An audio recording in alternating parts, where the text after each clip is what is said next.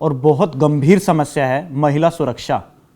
श्रद्धा हत्याकांड हो या फिर शादरा डेयरी में नाबालिग लड़की की चाकुओं से गोद कर हत्या कर देनी हो, दिल्ली सरकार आप पर यह आरोप लगाती है कि केंद्र के अधिकार में दिल्ली पुलिस आती है और बावजूद इसके दिल्ली में घटनाएं रुक नहीं रही हैं। दिल्ली सरकार ने एक और आरोप लगाया था कि 2013 के बाद जब 14 में मोदी सरकार दिल्ली वापस आई या दिल्ली में सरकार बनाई और 10 साल से अब तक दिल्ली में महिलाओं पर अपराध नहीं रुक रहा है। वो कहते हैं कि दिल्ली पुलिस हमारे अधिकार में दे दीजिए। दिल्ली सरकार ने जो कहा है कि हमें दे दीजिए, उसका उदाहरण तो हमने 26 जनवरी पर उनके धरने के समय देखा है। लेकिन आपका जो बिंदु है, लगातार केंद्र सरकार कोशिश कर रही है कि महिलाओं को कम से कम वो प्लेटफॉर्म इशू कराए जाएं, वो प्लेटफॉर्म दिए जाएं कि वो अपनी शिकायतें रख पाएँ।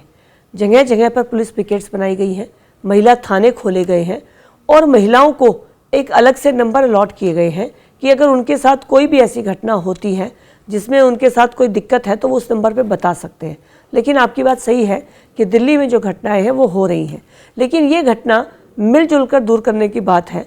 सिर्फ सेंट्रल गवर्नमेंट इसकी तरफ कोई कदम नहीं ले सकती है।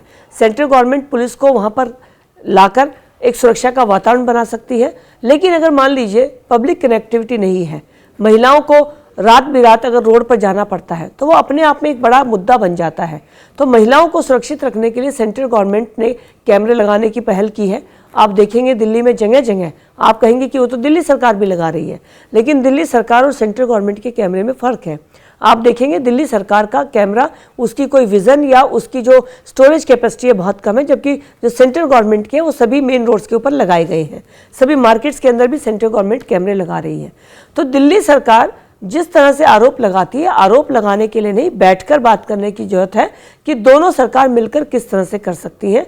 सेंट्रल गवर्नमेंट की जो भूमिका है, सेंट्रल गवर्नमेंट उस भूमिका को निभाने का पूरा प्रयत्न कर रही है।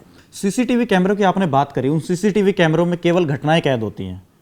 हमने कई घटनाएं ऐसी देखी हैं, आप खुद एक महिला हैं और आपने भी देखा होगा कि किस तरह महिलाओं के साथ बर्बरता की जाती है। कई जगह पर एक लड़की थी, उसको गाड़ी के नीचे घसीट करके लंबे रोड तक, ये राष्ट्रीय राजधानी दिल्ली की बात हो रही है। आप देखिए बेटर कंट्रोल उत्तर प्रदेश में रहा, उत्तर प्रदेश में अपराध पर कंट्रोल किया गया।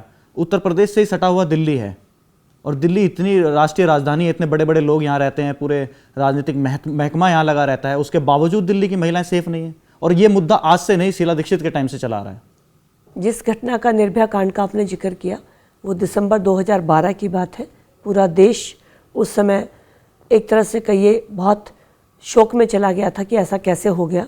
लेकिन 2012 के बाद 14 में जब से प्रधानमंत्री नरेंद्र मोदी जी की सरकार आई है, लगातार महिलाओं के उत्थान के लिए, उनमें आत्मविश्वास भरने के लिए, उनको स्वावलंबी बनाने के लिए काम कर रहे हैं।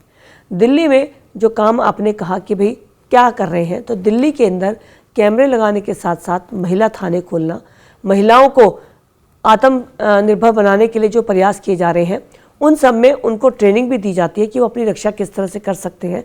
लेकिन दिल्ली के अंदर, क्योंकि दिल्ली राजधानी होने के नाते बहुत लोगों का आना जाना यहाँ पर रहता है और दिल्ली एक ऐसा स्थान है जहाँ पर कि बहुत बड़ी एक जनसंख्या रहती है, तो इसको करने के लिए दोनों सरकारों को साथ करना पड़ेगा। प्रधानमंत्री नरेंद्र मोदी जी महिलाओं को सुरक्षित रखने के लिए, आगे बढ़ाने के लिए हर प्रयास करने को तैयार हैं, लेकिन उन्हें भी इस मामले पर दिल्ली सरकार का साथ चाहिए।